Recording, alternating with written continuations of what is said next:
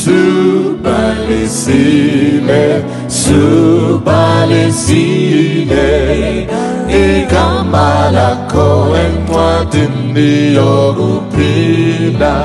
Subhalisile, subhalisile, igama lakho encwadini yokuphila.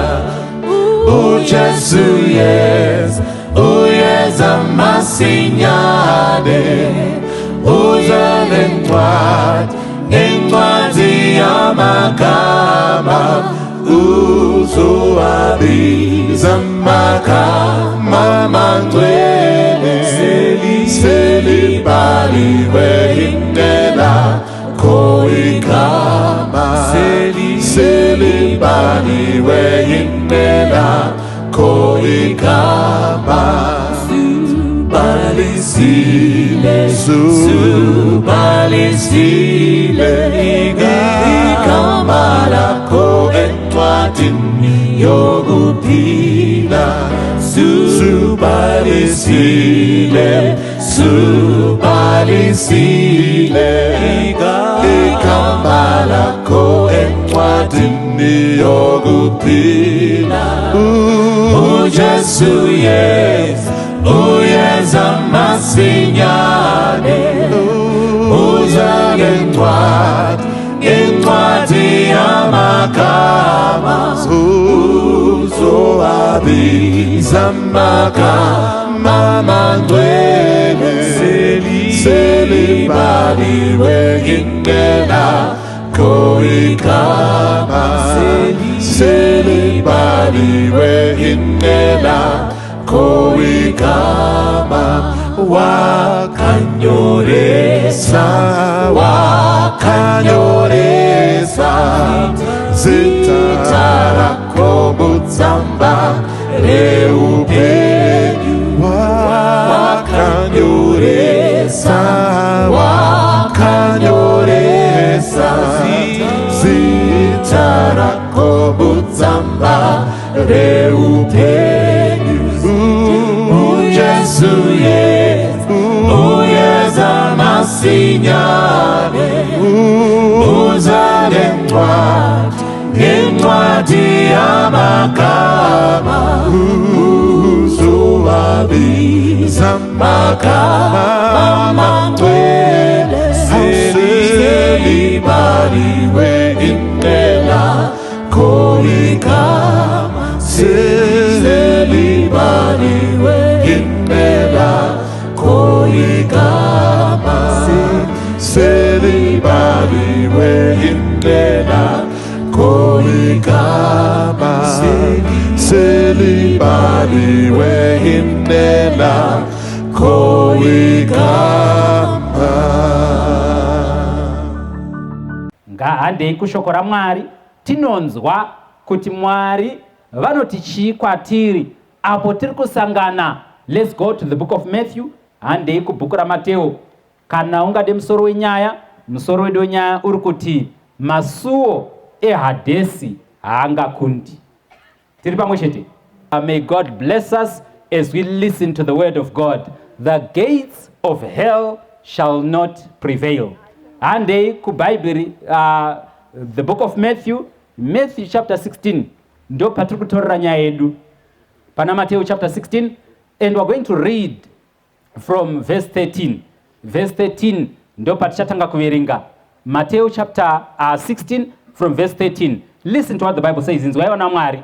Hanzi Jesu wakati asvika kumativi enyika yeKasaria Filipo, akavunza vadzidzi vake akati, vanhu vanoti mwanakomana womunhu ndianiko?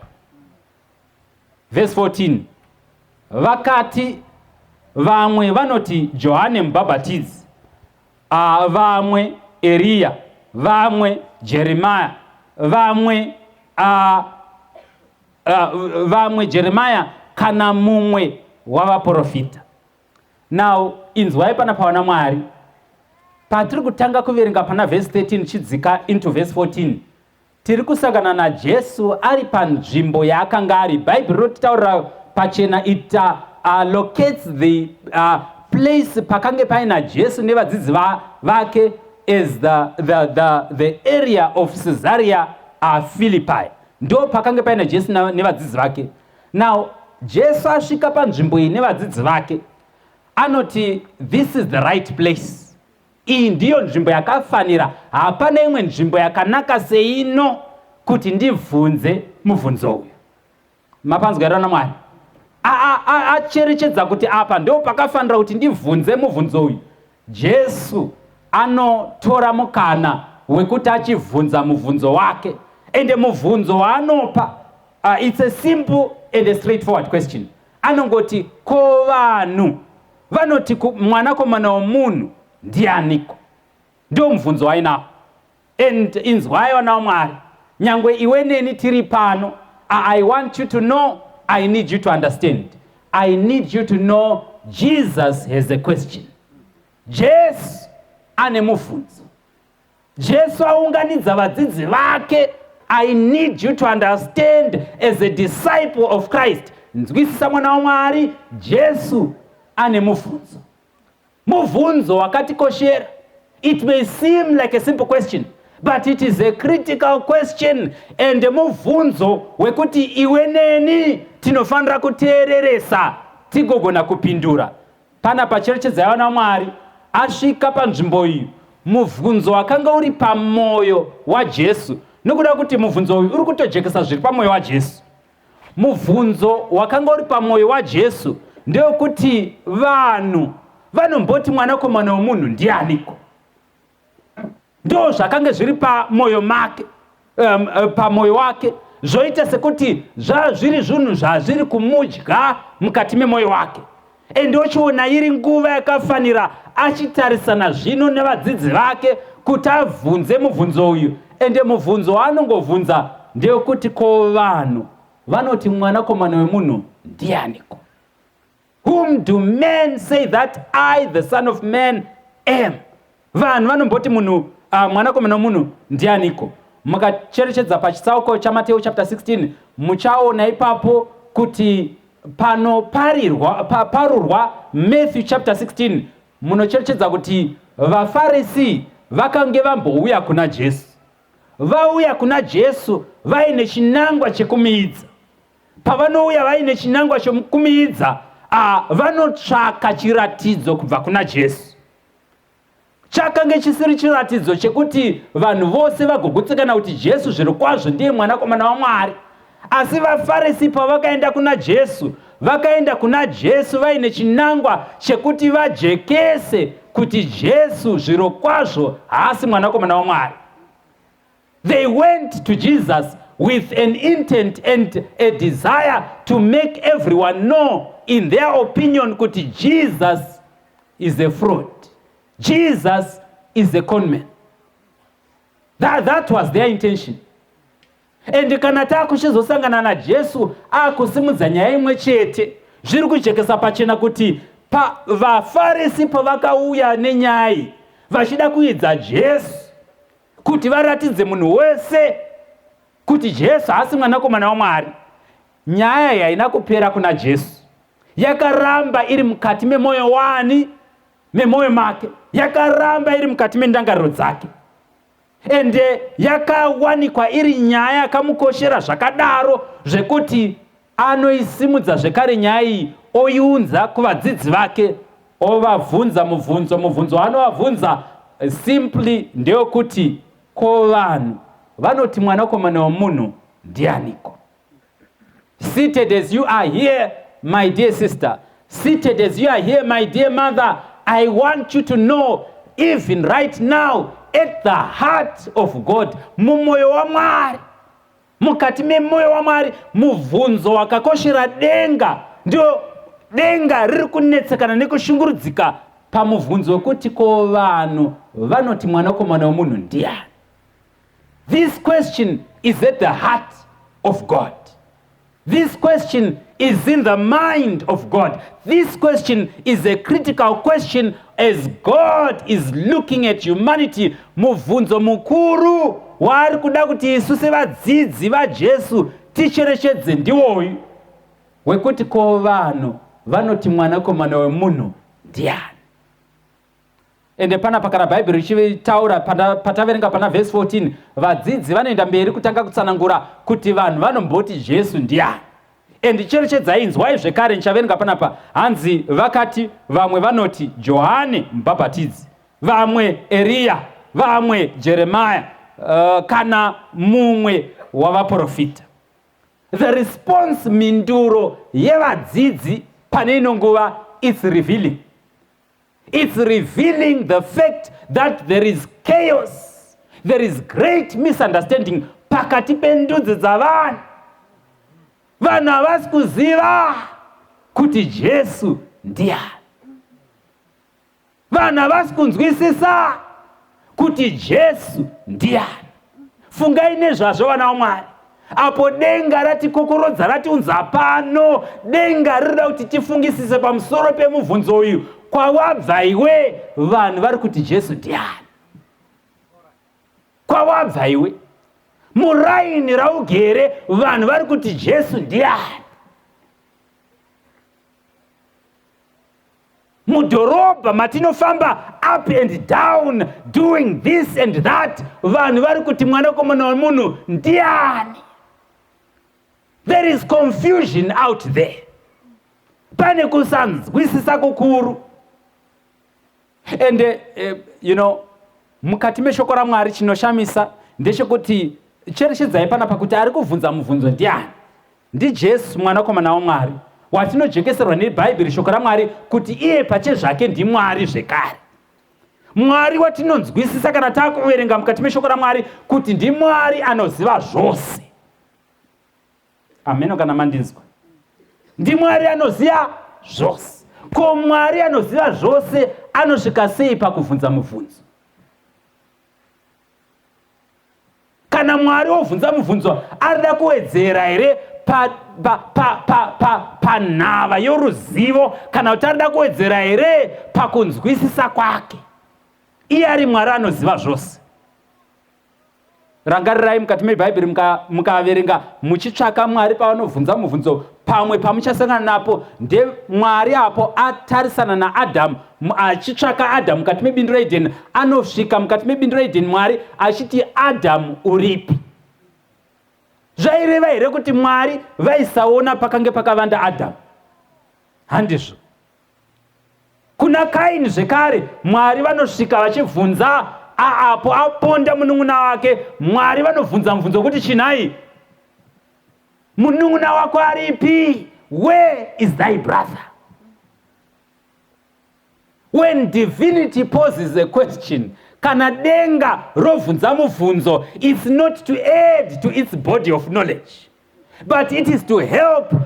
Mwari kana vobvunza mubvunzo vari kutsvaka kubatsira iwe neni to realize where we stand in relation to the prevailing circumstance.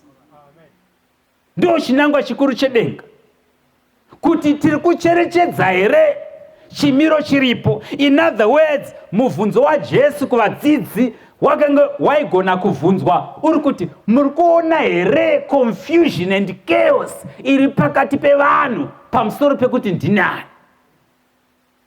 And so even that same question mukati mezuva ranhasi, heaven is asking the same question. Denga riri kubvunza mubvunzo mumwe chete. Vanhu vanoti mwanakomana womunhu ndiani?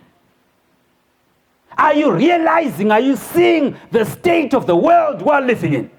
Are you seeing the chaos and the confusion about who Jesus is? Denga riri kubvunza. And when you read on ukaverenga uchidzika pavhesi 15, ndo paunokasika ucherechedza kuti pane nyaya chaipo ndepapi. Inzwai vhesi 15. Jesu apiwa minduro yekuti vamwe vanoti ndiEriya, vamwe vachiti ndiJeremia, vamwe vachiti ndemumwe wavaprofita. Right, vhesi 15, Jesu akuchitaura achienda mberi, hanzi akati kwavari, ko imi munoti ndini ani? Pane nyaya huru.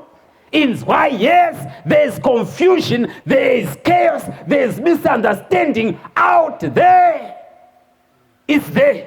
The confusion is there.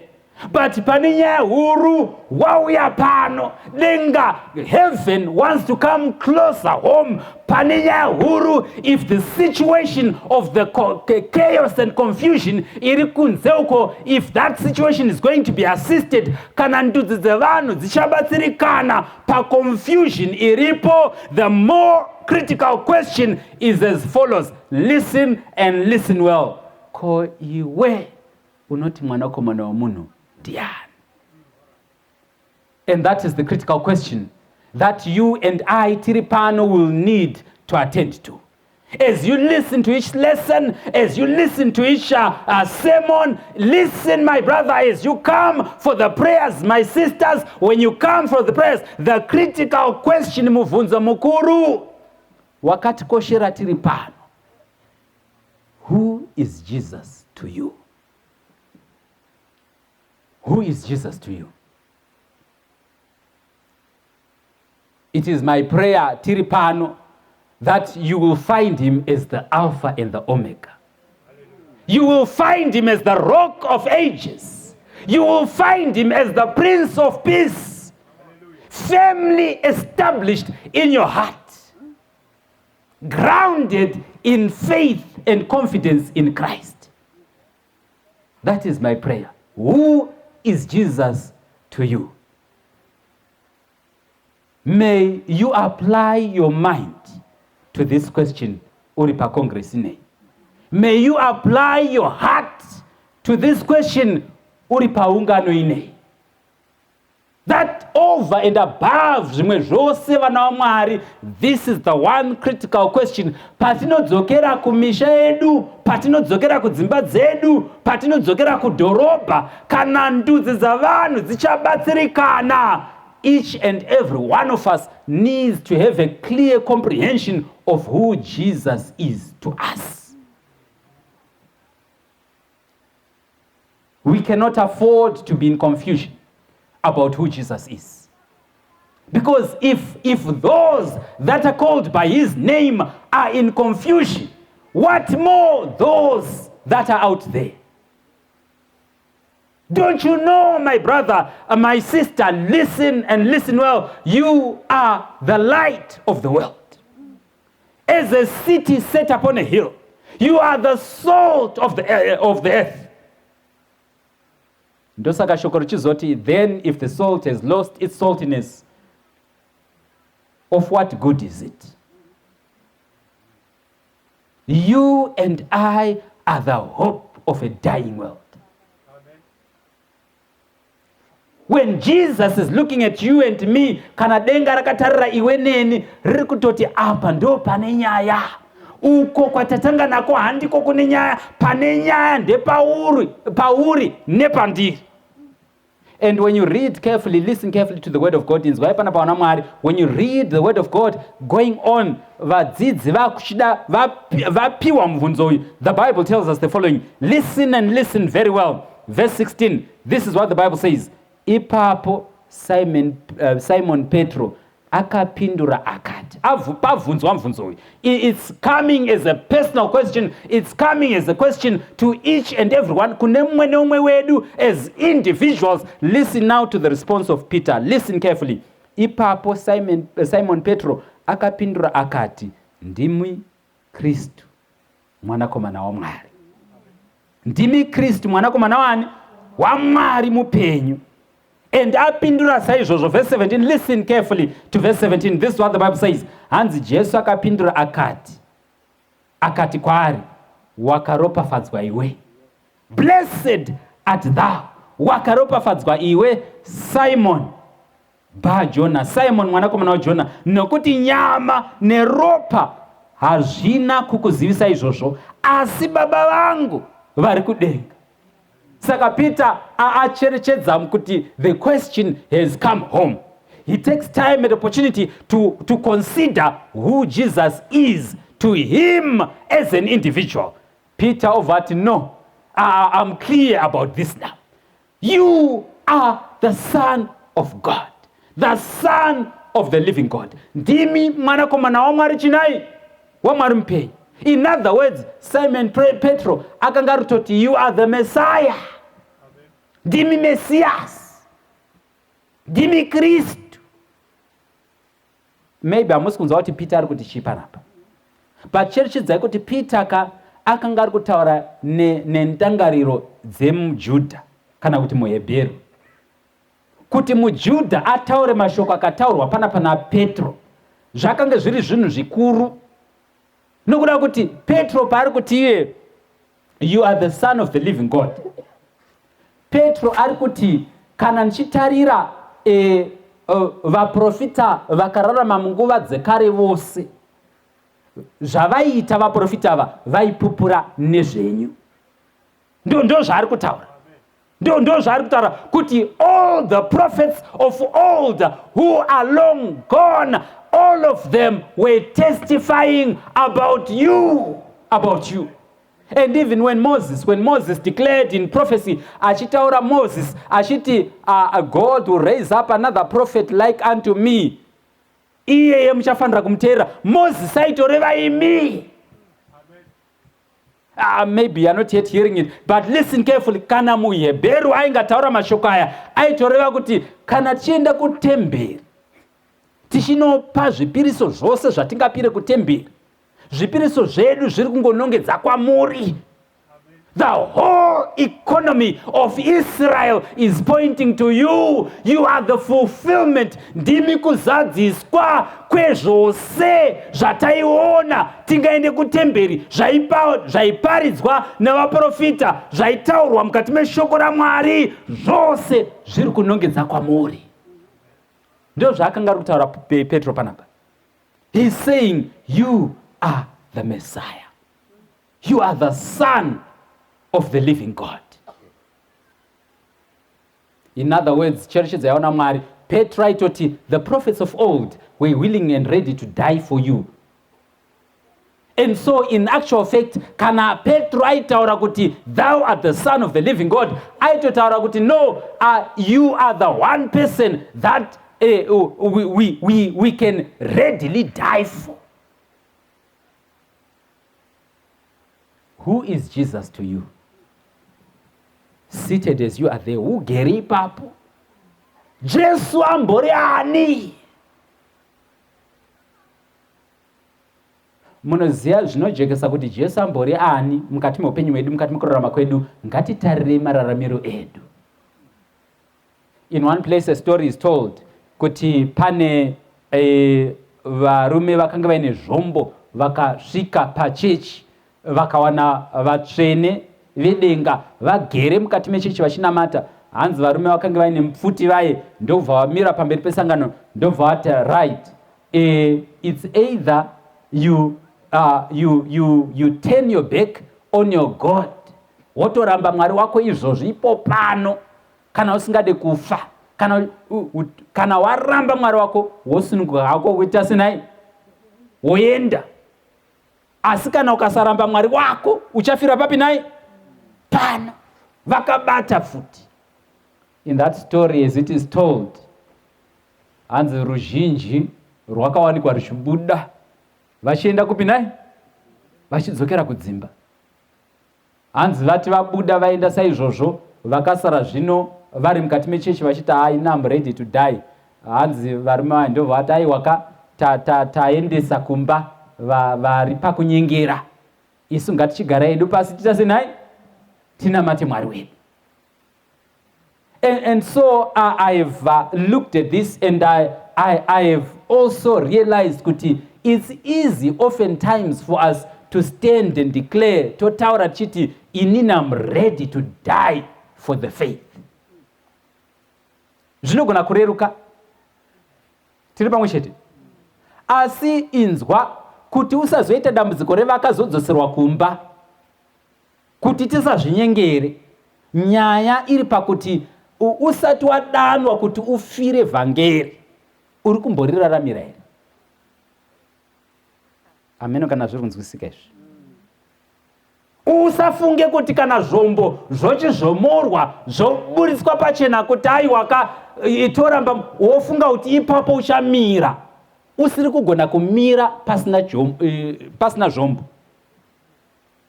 In other words, who is Jesus to us in our daily experience? In our daily walk, who is Jesus? Ambori ani kwatiri. Peter anoti, thou art the Christ, the Son of the living God. Imi ndimi Kristu, mwanakomana wa Mwari mupenyu, wakazonzwa wedenga, anofanira kufira zvivi zvevanhu, muiye mudzikinuri, akanga ina Mwari pakutanga, wekuti zvose zvakasikwa kuburikidza naiye. You are the Christ. This was the confession that Peter made. It mustn't be a confession of only words. It must also be a confession of the life and conduct yemwana wa Mwari.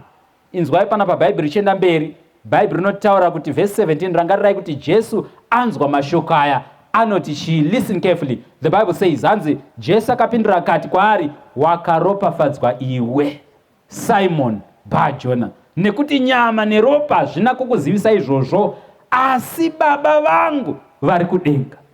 Listen, my dear sisters, my dear mothers, listen and listen very well. Inzwai vana vaMwari, kana waziva kuti Jesu ndiani, you are blessed beyond compare.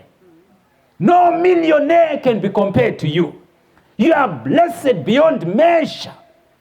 Ungagone kurarama upenyu hwako uchitsvaka makomborero, asi kana usina chikomborero chekuziva Jesu, chekuziva kuti Jesu ndiani, you are yet to find any blessing.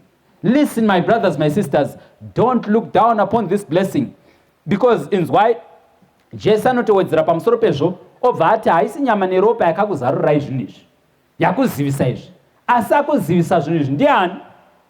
Ndi Baba vari kudenga. It's not an earthly treasure, it's a heavenly treasure. And seated as you are here, I want you to know heaven is here to bestow upon you a heavenly treasure, to give you, to hand over to you a heavenly treasure. Saka Peter anotaura kunzi wakakomborerwa iwe Simon Bar-Jona, nekuti haisi nyama neropa yakuzivisa zvinhu izvi, asi ndi Baba vari kudenga. Jesu ataura mashoko aya. Inzwai verse 18. Verse 18 achienda mberi Jesu anobva ati, neni ndinoti kwauri. Jesu anzwa mashoko aPeter. Verse 17 anotaura nezvokukomborerwa kwaPeter. Verse 18 achienda mberi obva ati, ndine chimwe chinhu chandinoda kukutaurira Peter. Verse 18 hanzi, neni ndinoti kwauri, ndiwe Petro, pamusoro poruware urwu ndichavaka kereke yangu, masuwo ehadhesi haangakundi. Inzwai vana vaMwari, panapa Peter ataura nyaya yakati, you are the Son of the living God, ndimi mwanakomana waMwari mupenyu. Jesu pakarepo anzwa mashoko aya obva ati, wakakomborerwa iwe. Asi pamusoro peizvozvo, inzwa Peter, iwewe unonzi Peter, asi pamusoro poruware urwu ndichavaka kereke yangu. I will build my church. Kana ukasanzwisisa shoko raMwari unogona kutsvaka ruware kuti ruware rwachona rumbori papi ruri kutaurwa. Because Jesu akutaura nezveruware, rwabva papi ruware? Inzwai vana vaMwari, Jesu panapa anoti iwe unonzi Petro. Now vamwe nekusanzwisisa rugwaro ndo pavakabva ati saka kereke yakavakwa pamusoro paPeter. Vazhinji vanodaro kunzoko nekuda kuti havana kunzwisisa rugwaro. Asi inzwai panapa vana Mwari, Jesu anoti iwewe ndiwe Petro, ende zita rinoti Petro rinovaka dombo, kwete ruware. Saka asi Jesu anoti iwewe uri kadombo, asi pamusoro poruware urwu. Ruware zvino ndorwupi? Inzwai vana vaMwari, ruware rwainongedzwa naJesu pane ino nguva, mashoko akanga ataurwa naPeter. Mashoko akanga ataurwa naPeter ndeyekuti chii? Mashoko akanga ataurwa naPeter ndeyekuti izvo, you are the Christ, the Son of the living God. Iwe ndiwe Kristu, mwanakomana waMwari mupenyu. Saka Jesu paari kutarira mashoko aya akanga ataurwa naPeter, anoona ruware. Paanonzwa mashoko ataurwa naPeter, obva ati, inzwa Peter, pamusoro poruware urwu ndichavaka kereke yangu. Peter nyaya wataura haisi nyaya diki. I have found a rock, a strong and steady rock. And on this rock, what will I do? Pamusoro poruware urwu, inzwa Peter, ndichavaka kereke yangu. Ndichavaka kereke yangu. Ende kana makuda kutsvaka kuti kereke chimbori chii, vara rinoti kereke rinobva pavara rinoreva vakadanwa vachiburitswa kubva pane zvimwe. Ecclesia, called out, a community. Saka Jesu ari kuti ndichavaka ungano yevanenge vakadanwa vachiburitswa mune zvenyika, vachiunzwa paruware. Listen my brother, listen my sister, inzwai hama dzangu, inzwai shoko raMwari. Chii chiri kutaurwa panapa? Jesu ari kuti you cannot be part of the church before you are called out. In order for you to be part of the church, unofanira kunge wakadanwa uchiburitswa kubva mune zverinopasi. Because the church is a community of those that have been called out. Come out of the world. Come out of the philosophies of the world. Come out of the ways of the world. As you are here at this congress, mwana waMwari, inzwa, rangarira nyaya iyi, you are called out of the things of this world.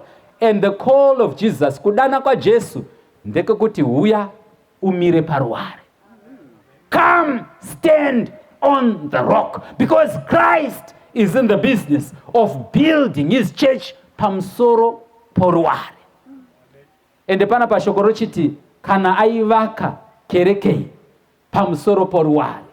Ruware rwokuti chi? Ruware rwokuti Christ, Jesus Christ, is the Son of the living God. He is the Savior of the world. In him we are complete. We don't need anything extra. Vamwe vari kuzvigunwe, asi isu tiri pana Jesu. Takakwana tiri papo. So we are called out. And achitidana, achitiburitsa mukati menyika, achititsveta paruware. Stand on the rock. Ingomira pamusoro poruware. Kana wamira pamusoro poruware, inzwa mwana waMwari kuti shoko rochiti chi? Jesu chibva ati, and the gates of hell shall not prevail. Masuwo ehadhesi haangakundi. Inzwa mwana waMwari. Only one thing is critical.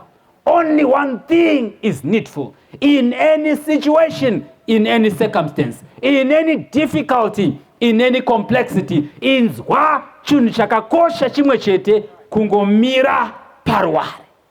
Mira paruware. Izvozvi wauya pamusangano, asi unogona kunge wasiya situation kumba uko. Chakangokosha mwana waMwari pane ino nguva, mira paruware. Stand on the rock. You might have situations and difficulties mukati meupenyu hwako, nyangwe pane ino nguva. Rangarira chinhu chimwe chete mwana waMwari, you only need to stand on the rock. Stand on the rock. Unogona kunge uchitobva kumhuri iri pakubata-bata twakawanda nekutsvakurudza twakawanda, chinhu chinongodikanwa mwana waMwari, wauya pano, mira paruware. Stand on the rock.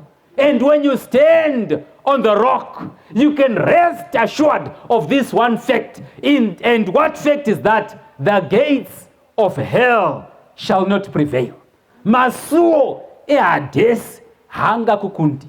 Satan nemadhimoni ake akawanda zvakadini, kana wangomira paruware, you are more than a great force to reckon with. You are a force to reckon with. You have mighty power. And Satan haangakundi. Tisavhundutsirwe newakaipa wana waMwari. Ngatingotsvakai chinhu chimwe chete tauya paneno congress. Let us seek only to stand on the rock. And even as we shall leave this place, ngatibvei pane ino nzvimbo, asi tisingabve paruare, we remain ever, always standing on the rock. Stand on the rock, my sister. Amen. Ngatimirei paruare vana vaMwari. Tikamira paruare, Masuwo, ehadhesi, haangakundi. Stand on the rock of Christ as your personal Lord and your personal Savior. Stand on the rock of Christ as your Redeemer, the rock of ages, the Prince of Peace. Stand on the rock. The gates of hell shall not prevail. May the Lord bless us and continue to keep us. Toda kutenda, we want to enter into a season of prayer. Pane zinongova tiri kutsvaka nyasha dzaMwari. Tiri kuti Mwari, we are here for a special appointment with you. Toda kuti mutaure nesu. Mune mibvunzo yamuchativhunza, tibatsirei tiwane mhinduro dzakafanira, kuitira kuti patinodzokera tinenge tingori paruware. If it is your desire to be part of such a prayer, tipinde panguva yekunyengetera. Toda kutenda. At this point in time, I'm going to pray. Let us pray. Gracious Heavenly Father, Mwari wedu, toda kutenda ichikurumbidzai pane dzinongova matiunganidza for this special and unique time with you. Kudzwai murumbidzwe Mwari wedu. Tokukumbira Ishe wedu, torai nzvimbo yenyu yakafanira pakati pedu. Zvose zvamuchataura nezvamuchaunza kwatiri, kutsvaka kuti simudzira paugari hwedu sevana venyu, tibatsireiwo Ishe wedu. Tenzi ari dombo redu nechidziwiriro chedu, tisatye muzviro zvese nechidziwiriro chedu. Ngedombo rine masimba ngevute, apotaneta ngewedu, kutungamira nechidziwiriro chedu. Vute redu masikati nechidziwiriro chedu, nekupenya pausiku nechidziwiriro chedu. Ngedombo rine masimba ngevute, apotaneta ngewedu, kutungamira nechidziwiriro chedu. Champupuri chatinera nechidziwiriro chedu, kuna Mwari taponeswa nechidziwiriro chedu. Ngedombo rine masimba ngevute, apotaneta ngewedu, kutungamira nechidziwiriro chedu. O Mwari bakoredu nechidziwiriro chedu, kubatsiri muri pedyo nechidziwiriro chedu. Ngedombo rine masimba ngevute, apotaneta ngewedu, kutungamira nechidziwiriro chedu. Ngedombo rine masimba ngevute, apotaneta ngewedu, kutungamira nechidziwiriro chedu. Ngedombo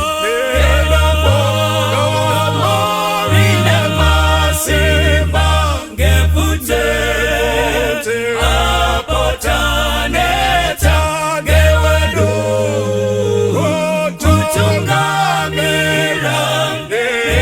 chidziwiriro chedu.